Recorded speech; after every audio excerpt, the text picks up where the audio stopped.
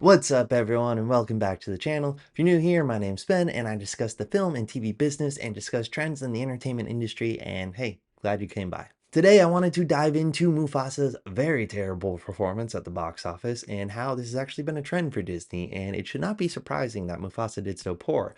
I also wanted to dive into how I think Disney will react to this because of Mufasa's terrible performance, and I don't think they'll learn to just stop shitting out these live action remakes. I think it's gonna get worse.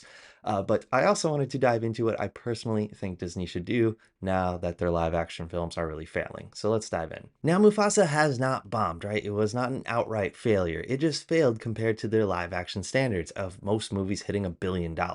It only opened to $35 million, losing out to Sonic the Hedgehog 3, which never thought I would see a Paramount film absolutely shit and obliterate a Disney film. Never thought I would see that, but hey, here we are. And then to put in perspective just how bad this opened up, the 2019 Lion King opened up to $191 million. And at the end of Lion King's second weekend, it was at $351 million.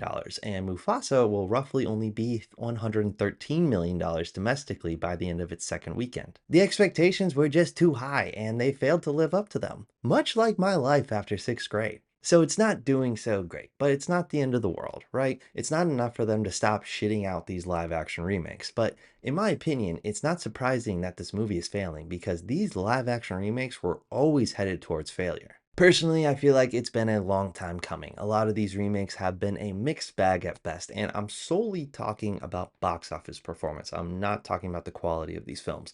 Though I don't like them, I think they spit in the face of animation and it makes it seem like animation is less of a medium. Also, 2019 Lion King is fucking animated. An animator did all of that work. There is just one fucking live action shot in that movie. I think it's the sunrise at the very beginning, but that's it. The rest is fucking animated. Anyways, these live action remakes have been going on since 2010 with Alice in Wonderland. Now, before the Disney police come in here, technically, yes, they did start in 1994 with The Jungle Book and 101 and 102 Dalmatians, but those did not start a trend, so I'm not including those in this conversation. So please no need to comment about those movies. Unless you saw the 1994 Jungle Book. I feel like I'm the only one that knows that movie exists. I hated it as a kid. It took all the fun out of the Jungle Book. It was so serious. They shot Baloo.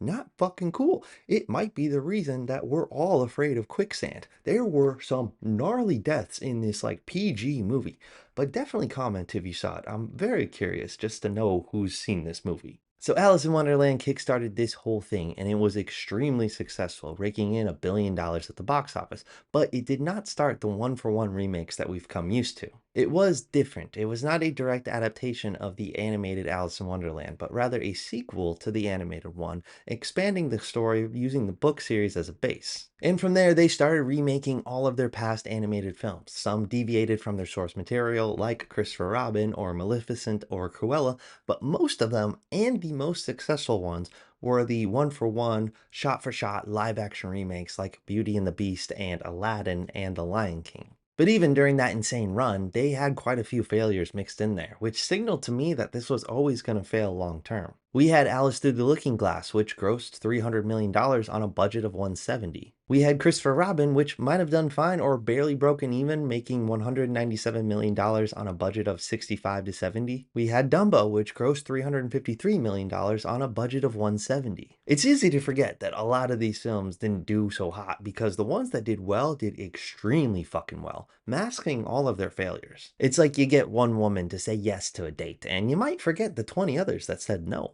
Maybe more like 50, but that's another story. And then the pandemic hit, and their live action films, and myself, haven't really recovered since. We had Mulan, we had Cruella, which may have done okay with the premium VOD costs that they had. I can't find the exact number, but it still did not do great box office wise. And then we had Pinocchio and Peter Pan and Wendy, and I feel like those last two are fever dreams. Like, who fucking saw those?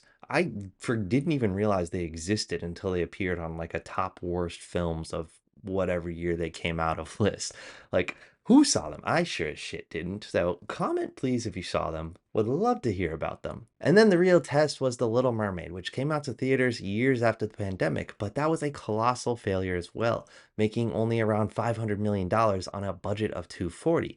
And now their latest failure is Mufasa. So in my opinion, they usually had just as many failures, if not more, than their successes, but they always had those massive hits to fall back on. So people thought Disney was smart and they should not be questioned, and they just got the gravy train would just keep on coming. But now that they don't have these massive hits, their failures stick out like Aquafina's rap in The Little Mermaid. From the women who wash all the clothes to the hunter who arrows the bows. So what's Disney going to learn from this downward spiral? Personally, I think they're going to learn all the wrong lessons, as most studios do. And to give credit to Disney, Mufasa did deviate from the standard one-for-one, shot-for-shot remakes that we're used to. They did try something new, and they lost because audiences only reward sequels and remakes now, even though they constantly bitch that there are no original movies coming out when there are original movies, and these people just don't go see these original movies and they don't make any effort to see them. Sorry, I went off on a little tangent there, but I feel like we were all kind of surprised that Mufasa came to be and they were doing this prequel to The Lion King rather than remaking the sequel Lion King 2 Simba's Pride. But I think that's what they're going to learn not to do. They'll look at this and be like, hey, obviously people don't like seeing these new stuff because it wasn't the one-for-one, shot-for-shot remake like the 2019 Lion King was. Yes, we had some failures in the past, but we'll ignore those because the other ones gave us $1 billion. Why try and fail when we can be mediocre and succeed?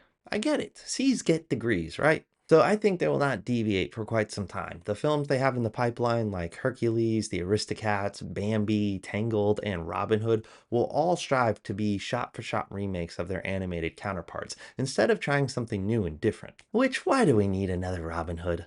Didn't the Taron Egerton bomb put Robin Hood in the fucking grave forever? Also, will it be like human Robin Hood, or will it be super sexy fox Robin Hood that was a lot of people's sexual awakening? Because I don't know if our world can handle a photorealistic sexy fox. Anyways, they will not deviate at all. They're going to go back to being boring, and their casting will be just as boring as well. Mufasa took quite the swing with their cast, having Aaron Pierre lead the pack. Get it? Boom. Look, I love Aaron as an actor. Rebel Ridge fucking rocked. I'm very excited to see him as Green Lantern, but he's not a marketable star, right? Like, give him 2 years. Like, who even knew Aaron Pierre's name before Rebel Ridge, which came out in September? They had no real big stars in Mufasa to help market this film, which is probably why they kept Seth Rogen and Billy Eichner and Donald Glover and Beyonce around just to solely market this movie. And I almost forgot, everyone's favorite Nepo baby, Blue Ivy Carter, was also in this film. And if you look at some of their past bombs, they've had this same issue too. Look at The Little Mermaid. They had some big stars, sure, but massive A-list stars? No. They had Halle Bailey and Javier Bardem and Melissa McCarthy, and those are just not big stars. And when I say massive A-list talent, I'm saying like internationally, worldwide, they could greenlight a whole fucking movie just with their name. They can't go to grocery stores anymore because people would swarm them. Those type of big talent. Like, there's no Instagram handle that says like Melissa McCarthy Brazilian fans. There's nothing like that, you know? And a lot of their films have been missing that massive star to help carry some of the younger unknown castmates where their successful films did. Let's look at Aladdin, right? Aladdin had relatively unknown stars. They had Naomi Scott, who I absolutely love with all my heart. Go see Smile too, but she was mostly unknown. They also had Mena Musad, I think that's how you say his name, but he was also very unknown. But Will Smith catapulted that entire film. Or we had Beauty and the Beast. Dan Stevens and Luke Evans are not massive stars. They are phenomenal. I'm so excited for their careers, but they're not massive. But Hermione sure fucking is. So I think they'll get very lazy with their casting and cast really A-list talent, which is very expensive. I don't think they'll be taking a lot of risks in casting at all, especially in these lead roles, unless they have a massive star to help them out. So they're going to be very lazy with the story and overall movie. They're going to make some pretty boring casting choices, and I think as they continue to shit out these live action remakes, which if you've noticed, they're running out of films to remake at a very fast pace. But that makes me think that they will move to Pixar. Let's take a quick look at their available animated movies that they could remake. It's not that big. They just announced Tangled, which I really can't wait to see how the very mentally stable Zachary Levi is going to handle that. They're already working on Moana, which isn't even 10 years old, and you know Frozen is coming, right? They haven't announced it yet, but you know it's in the works. So what's left? The Sword and the Stone? Maybe I could see that. The Rescuers? Sure, but I don't know if anyone remembers them. The Fox and the Hound? Yeah, sure, if you want to make people cry. Pocahontas? The riots that would come from both the right and the left would just be absolutely insane. There's Atlantis and Treasure Planet, which I would fucking love that.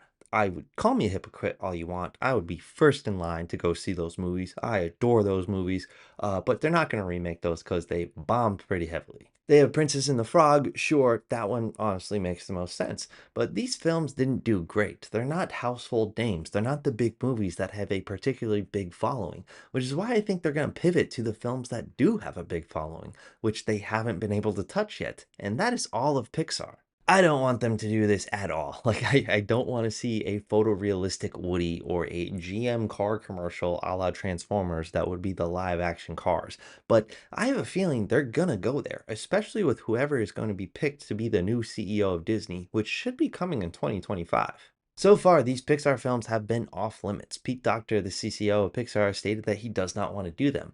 But things change, and I have a feeling that instead of working on the real problem that Disney has, they're going to remake all these Pixar films into live action remakes. Like, it's gonna happen, right? Like, as much as I don't want it to happen, it's gonna happen. And people would flock to see these movies. In all honesty, I don't know why they haven't done it yet. But with the new CEO of Disney, lots of changes at Pixar internally, I think they're going to start remaking Pixar movies, but that's not what I think they should do. I personally think that they should take the hard road and figure out how to make original live action movies again. I get why they went down this route, right? Like they lost a lot of their magic around 2010, 2015 with a lot of their live action movies with Oz and Tomorrowland and The Lone Ranger and John Carter. But their recent live action movies haven't been good either, or they've just been dumped onto Disney Plus where no one watches them. They really need to take a look back at what they used to do and really start trying to develop some really cool shit, whether that's tied to their brand as Disney or not. Look at some of their past films. They used to make some really cool films. They made Flubber,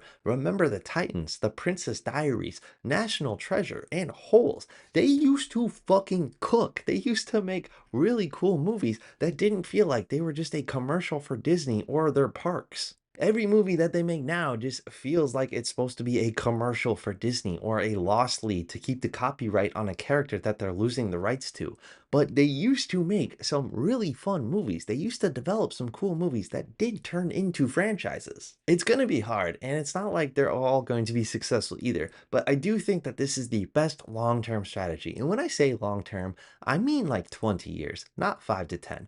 5 to 10 is not a long time in the movie business, in my opinion. It takes about 2 to 3 years just to make a movie.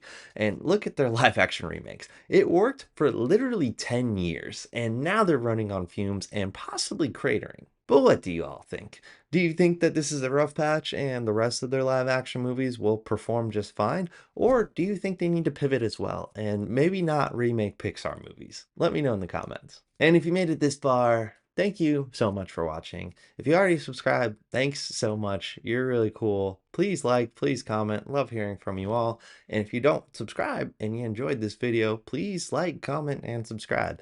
Feel free to check out my other videos as well. I don't make videos just about Disney, but I make them about the entire film and TV business as a whole. So if you subscribe, I'll see you in the next one. Thank you.